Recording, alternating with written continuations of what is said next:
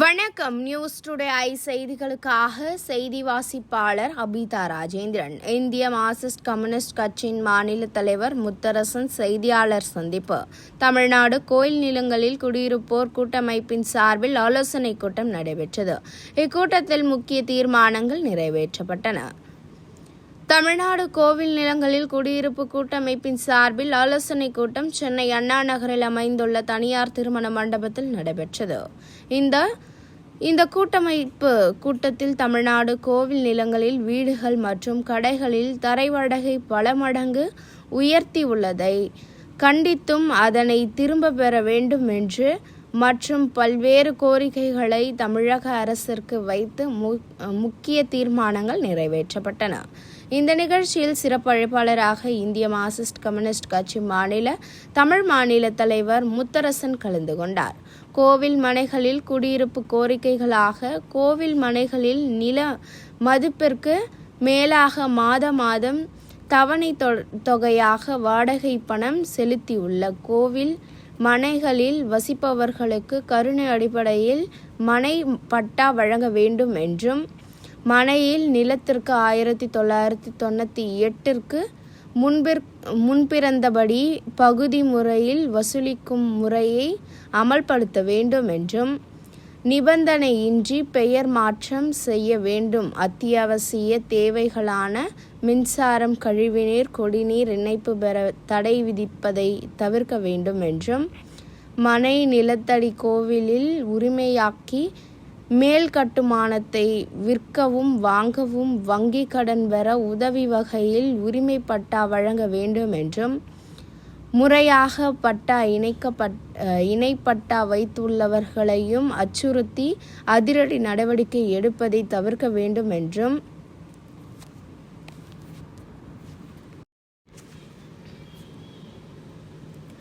அறநிலைத்துறை அதிகாரிகளின் கட்டுப்பாட்டில் உள்ள நீதிமன்றங்களை பொது நீதிமன்றங்களில் கட்டுப்பாட்டில் கொண்டு வர வேண்டும் என்றும் தானமாக பெறப்படாத கோவிலுக்கு சொத்துரிமை இல்லாத கிராம நத்தம், பட்டினம், அணை, குடிக்காணி, புறம்போக்கு போன்ற இனம் ஒழிப்பு சட்டப்படி ரயத்வாரி முறையில் கோவில் பெயர் தவறுதலாக வருவாய்த்துறையில் பதியப்பட்டுள்ள இடங்களில் வசிப்போர் கோவிலுக்கு நன்கொடையாக மாதம் அளித்த தொகையை வாடகையாக கணக்கிட்டு கோவில் நிர்வாகம் உரிமை கொண்டாடுவதை உயர்மட்ட கமிட்டி அமைத்து சொத்துரிமைக்கு தீர்வு காண வேண்டும் என்றும் அரசு ஆணையம் எண் 208 மூலம் அமைக்கப்பட்ட நியாய வாடகை நிர்ணய குழுவின் பரிந்துரை 11 மாதங்கள் ஆகியும் வெளிவரவில்லை.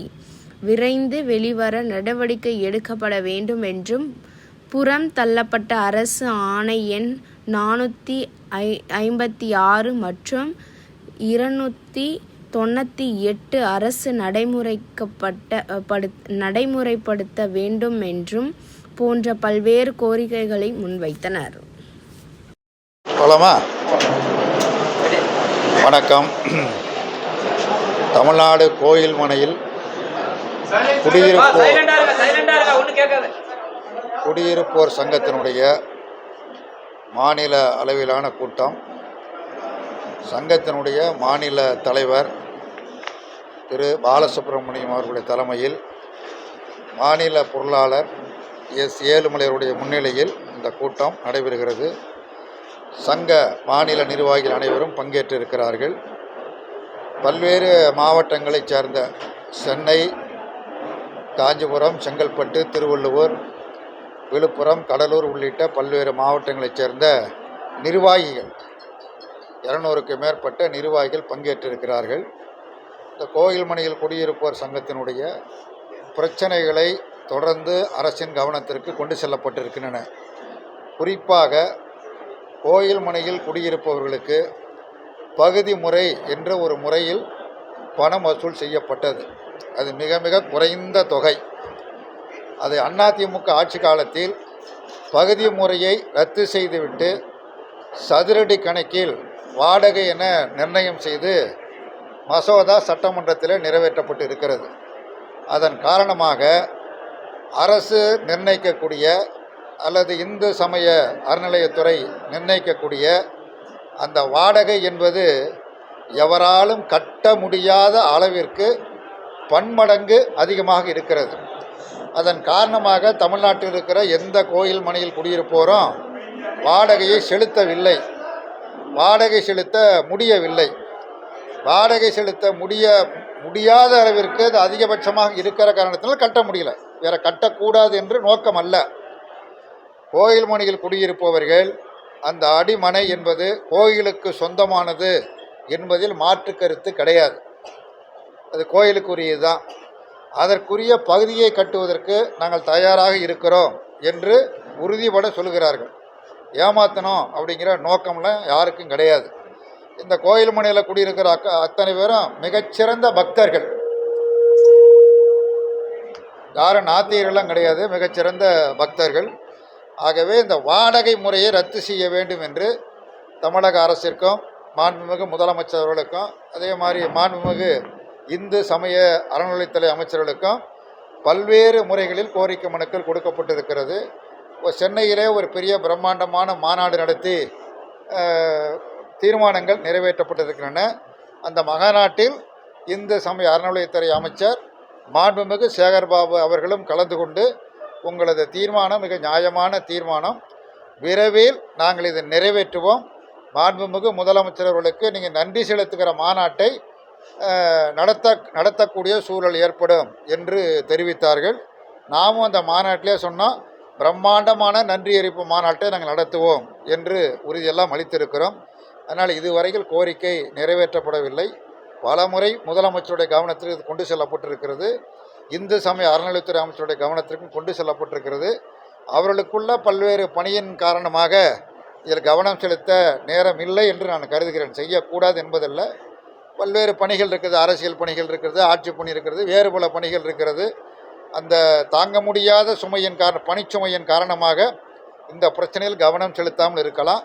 இந்த கூட்டத்தின் வாயிலாக வலியுறுத்தி கேட்டுக்கொள்கிறோம், உங்களது நேரத்தை ஒரு சில நிமிடங்கள் இதற்காக ஒதுக்கி இந்த பிரச்சனை குறித்து நீங்கள் பரிசீலித்து இவர்கள் முன்வைக்கக்கூடிய கோரிக்கை என்பது மிக மிக நியாயமான கோரிக்கை, தர்மத்திற்கு உட்பட்ட கோரிக்கை, அநியாயமான கோரிக்கை அல்ல, யதார்த்தத்திற்கு புறம்பான கோரிக்கையும் அல்ல, சாத்தியமான நிறைவேற்றக்கூடிய கோரிக்கை.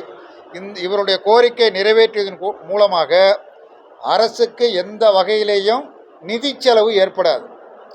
பல்வேறு கோரிக்கைகளை முன்வைத்தால் அதை நிறைவேற்றுகிற பொழுது நிதி செலவு ஏற்படும், அரசுக்கு அது நெருக்கடியாகும். அதனால் இவர்களது கோரிக்கையை நிறைவேற்றுவதன் மூலமாக ஒரு பைசா கூட அரசாங்கத்திற்கு எந்த விதமான செலவும் கிடையாது. இந்த பகுதி முறையில் வசூல் செய்வதன் மூலமாக கோவிலுக்குரிய வருமானமும் ஒத்த பைசா குறையாது, முழுமையாக வந்து சேரும். ஆனால் இன்றைய வாடகை முறையை பிடிவாதமாக தொடர்ந்து பின்பற்றினால் ஒரு பைசா கூட வராது, கோயிலுக்கு வர வேண்டியது வராது. இதற்கு மாறாக கோயிலுக்கும் பணம் போய் சேராமல் இதில் இருக்கிற பயனாளிகளும் பயனடையாமல் அங்கங்கே இருக்கக்கூடிய கோயில் நிர்வாக அதிகாரிகள், எக்ஸிக்யூட்டிவ் ஆஃபீஸர்கள் அவர்கள்தான் பெருமளவுக்கு பயன்பெற்று கொண்டு இருக்கிறார்கள். ஏற்கனவே அவங்களுக்கு ஒரு வீடு இருந்ததுன்னா இப்போ 4 வீடு இருக்குது, 4 வீடு கட்டிருக்காங்க. கோயில் அப்படியே தான் இருக்குது, வேணால் வீடு 4ஆக உயர்ந்திருக்கிறது முறைகேட்டின் காரணமாக. இது பகிரங்கமானது ஒன்று, ரகசியம் அல்ல.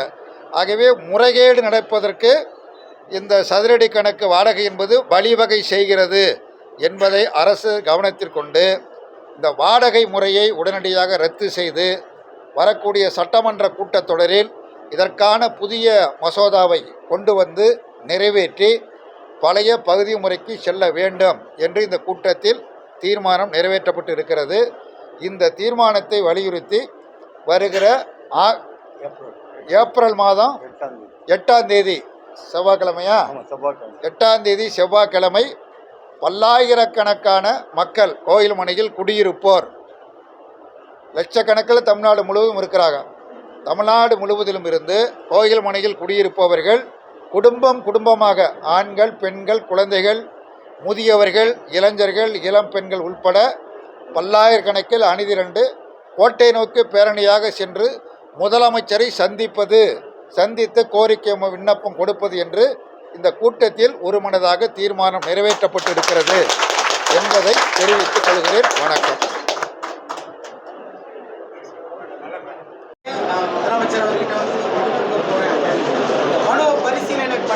பட்சத்தில் கூட்டணி கட்சியில் நீங்கள் இருக்கீங்க, பரிசீலனை பண்ணாத பட்சத்தில் இந்த குடியிருப்போர் நல சங்கம் சார்பாக அடுத்த கட்ட நடவடிக்கை என்ன? அடுத்த கட்டம் கூடி முடிவு செய்து அறிவிப்போம். அது நீங்கள் தான் சொன்னீங்க, அதிமுக இந்த ஆட்சியில் இருக்கும்போது இதை அமல்படுத்துறாங்க. பட் ஆனால் அப்போ அவங்க இந்த வாடகையோ எதுவும் உயர்த்தலை. இப்போ டிஎம்கே ஆட்சி காலத்தில் வந்து தேர்தல் நெருங்குற தவறு. அதிமுக ஆட்சி காலத்தில் வாடகை உயர்த்தப்பட்டது.